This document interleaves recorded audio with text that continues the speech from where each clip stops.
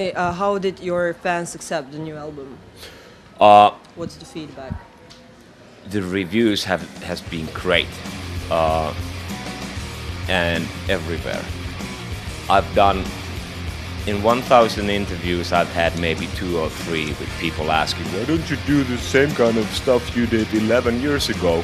Which is like what you're supposed to ask. Everybody kind of prefers their favorite band from the time when you discovered your favorite band. I mean, if you discovered Kiss in the 70s or 80s or 90s, that's your favorite album whenever you heard it for the first time. Well, I'm a big Kiss fan. I prefer all of them, but we like to go forward. We like to keep things fresh, and with the last album, I think we definitely succeed with that.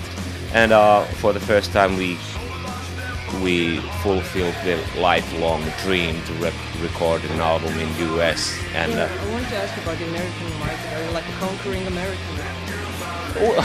I hate the word conquering. I mean, this is our life. We tour, we record, we make music, and my dream is fulfilled when I can do this. When I can tour, when I'm able to do this, and I never dreamt of having a #1 hit single in America. Would be great. I wouldn't mind, but I mean, that's not what we're after. We're after to be able to do what we want to do. You mentioned recording an album in the US. I want to ask you about your cooperation with Bam Margera. What about Bam? Yeah, how did you like make a contact with him? I've been partying with Bam for years and years and years. I first met him, surprise, surprise, at him backstage, and that was years ago, and I didn't have a clue what that guy was all about. I just liked him. He was crazy, he was funny, but back then we didn't even have that Jackass thing back home on MTV. It just started. And it turned out that he was into our band, and it was actually in one after party where they played CKY DVD, the skate DVD by Bam Margera, and all of a sudden I heard our song, can't remember which one, on that DVD, and I was like, what the fuck, because usually you don't really find the connection between 69 Nights and skate DVDs, but turned out that Bam was a big fan of our band. He's been the main character in the video, and he's acting not being himself. He's a random guy falling in love with the most beautiful girl in the world in Frisco, and we just hang out and like being ourselves.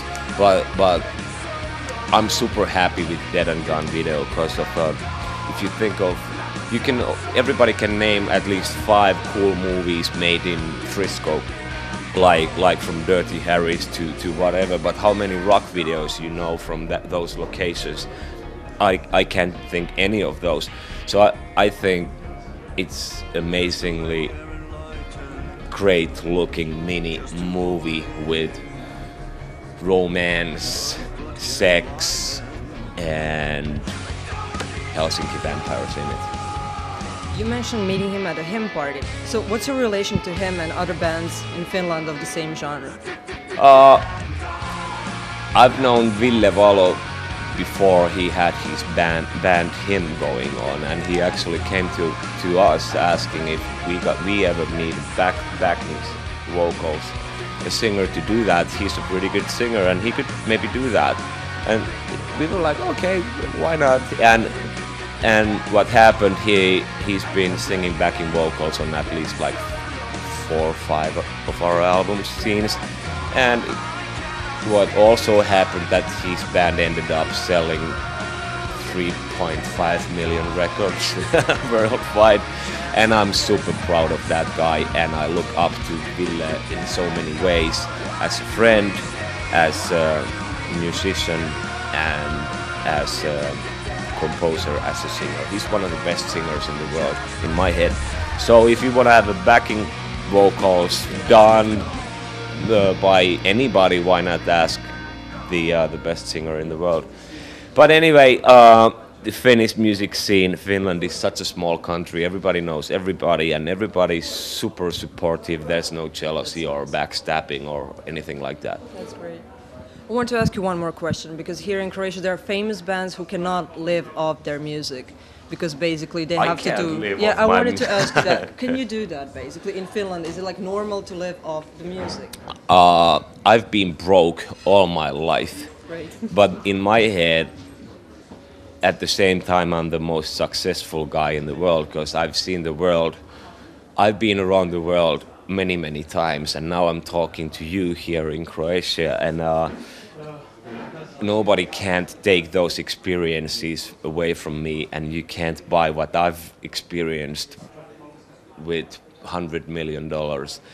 I don't give a shit about money.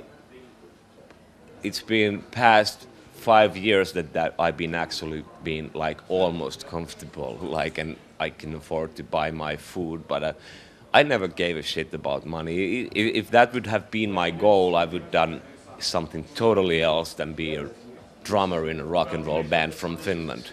I mean, if you are after big money, don't do what I'm doing. Don't try this at home, kids. What's up, vampires? It's Jussi from the 69 Eyes, and you're watching Metal Eye on Z1.